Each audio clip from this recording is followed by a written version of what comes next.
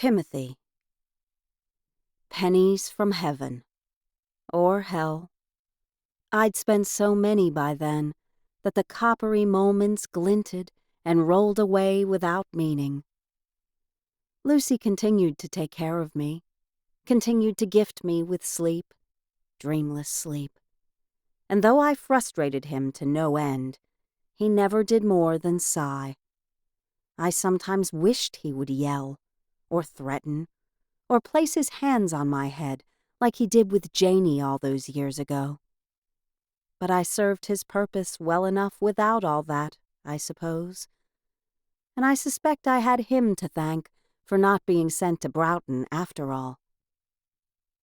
I'd asked Mother for her suitcase that next morning, and her eyes had gone fuzzy and vague before she'd turned and walked out of the kitchen.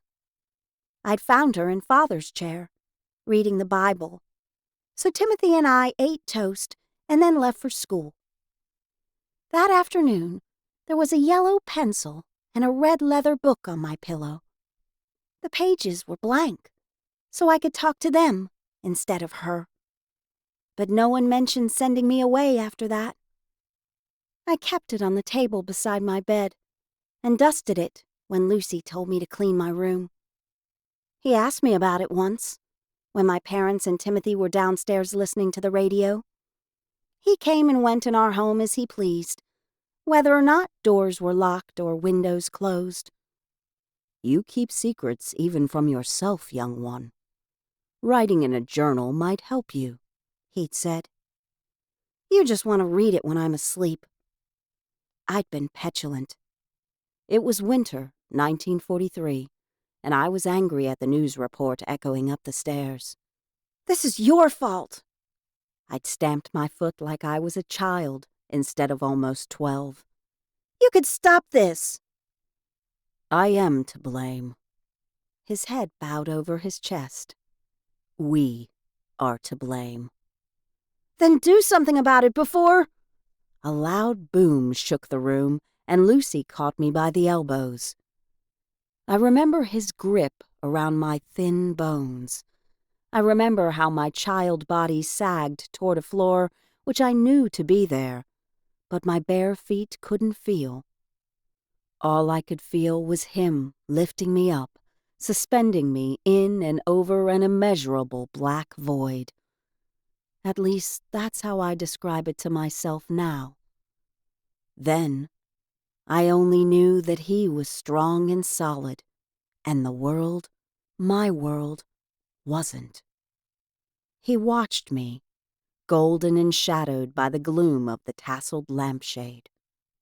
Tell me, child. God's decided, I'd whispered, once the floor held me again. We're all lost now. Had Lucy known? Was he sad or angry or sorry for what he and Satan had started? Or was he relieved that he could stop trying so hard to fix what was broken? Those weren't questions I asked then, of course. No, I wasn't wise, and I certainly wasn't empathetic or even sympathetic to what he might be feeling. All I wanted was for him to hug me and tell me he'd stay with me until the end, however long that might be. But what I told him to do was to leave. You don't care, so just go away. This is your fault, I'd repeated, as my father's voice rose above the radio announcers, excited and eager. My mother wailed once, and then my brother's feet pummeled the stairs. Lucy propped me beside my bed and retreated to the far corner of the room by the window. I remember the round bed knob, cold against my palm, and Timothy's exuberant grin flashing to a frown when he realized I wasn't alone. Don't do it, I'd begged. But I sounded weak, and my brother was strong, vibrant with life and someone else's deadly purpose. Father's signing for me and Mother agreed. I'm enlisting tomorrow. You don't have to do this. I'd forced my fingers to unclench the brass, to reach instead for my brother's hand, but it had been too long since the day we'd saved Miriam. "You shouldn't be up here," he said to Lucy. "It isn't right." "I would never harm her." Timothy's jaw had tightened, and I'd seen a flash of the man he would have become. "I know you help her," he said. "And I know you shouldn't be up here." And to me, he said, "I don't have to. I want to." Then he'd glared at both of us and stomped back downstairs. Lucy left while I was still trying to cry. He didn't come back for several weeks, long after Timothy was gone, and he seemed even more sad than I was. I found myself trying to cheer him up, and couldn't pretend to still be mad at him, even though I wanted to. God had made this world, including Satan, and all the people who wanted to be cruel, and it wasn't Lucy's fault that he couldn't fix it. I tried harder to find the lost ones, and realized that sometimes Father's newspapers looked blurry, like the typeset was slightly off, or other letters in lighter inks were hiding just beneath.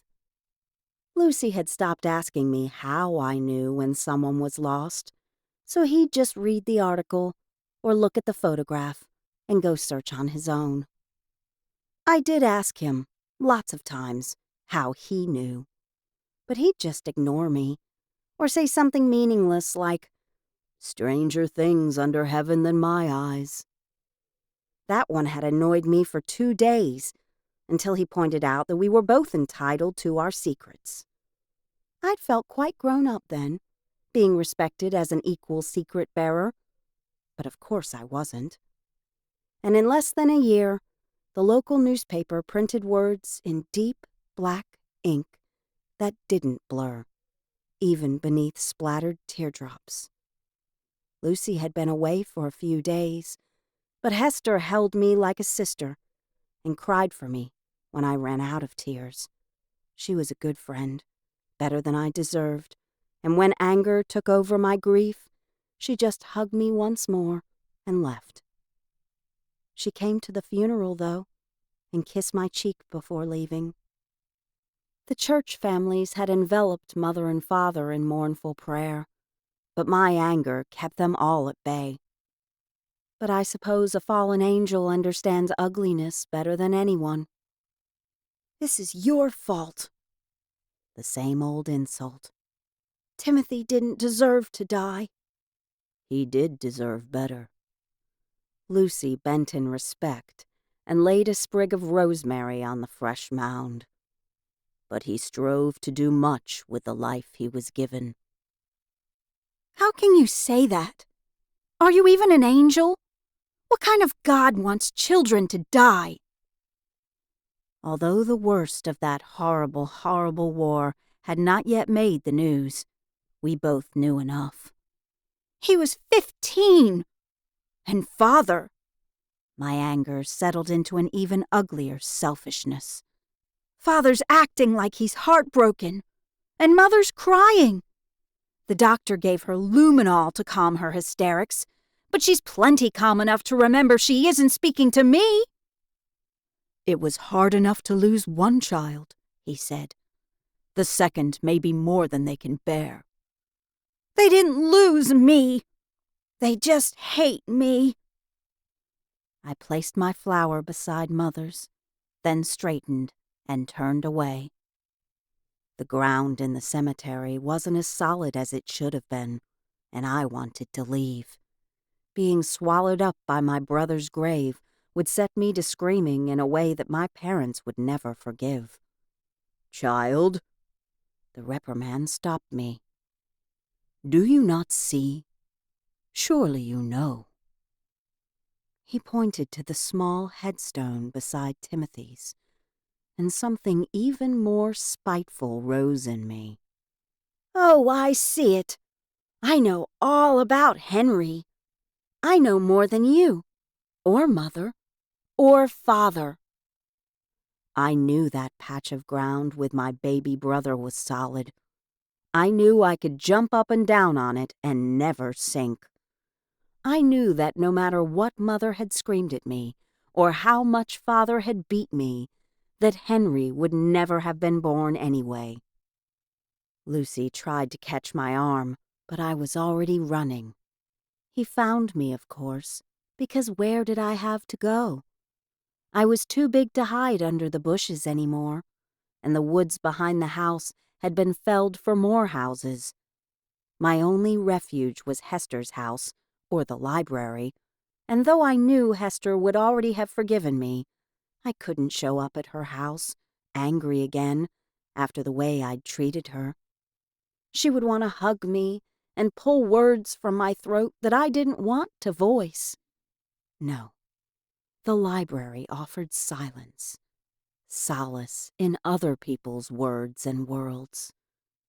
Books flickered sometimes, and shelves seemed to lean this way and that, but like lacework made of silk thread, the library's weave was strong. The floor didn't dissolve here, and the walls held true, as if the world, my world, was held to shape by its mesh. I sensed Lucy standing behind me, but he let me finish reading the chapter and place the book on the shelf. Timothy loved the Hardy Boys, I said.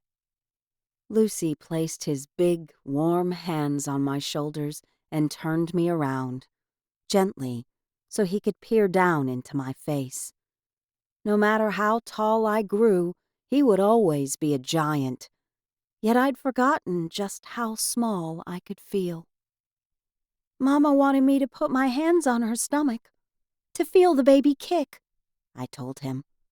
She thought I was jealous, because I never wanted to talk to the baby like she did, or like Timothy did.